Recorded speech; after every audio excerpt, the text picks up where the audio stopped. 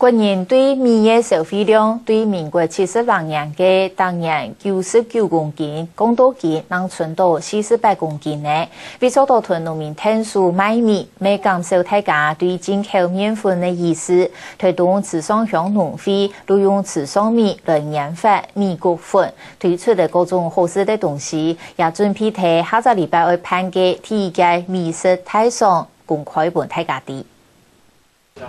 用池上米加工之後所做嘅米谷粉，個加熱雞卵、白糖、撈嫩椒攪攪啊，嗰用200度嘅高溫排5分鐘，實在做好食嘅鬆餅。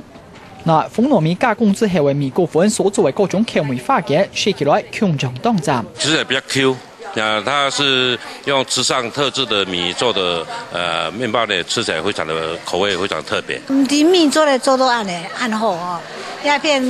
池上嘅米按醬按好食。 很多的研究啊，新的个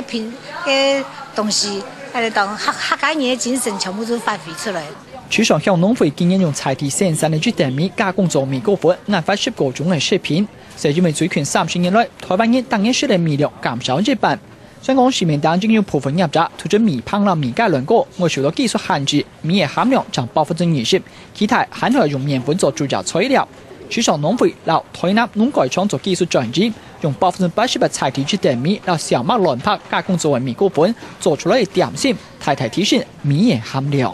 面粉的部分它是有筋性，那它的發酵過程還有環境濕度，它都會影響它的發酵的那個程度，所以米的發酵程度不會像那個面粉這麼的蓬鬆，它絕對吃起來口感是 Q 彈。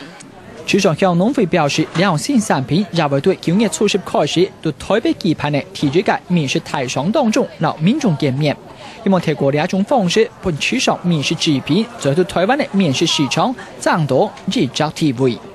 下個新聞是榮準台東報道。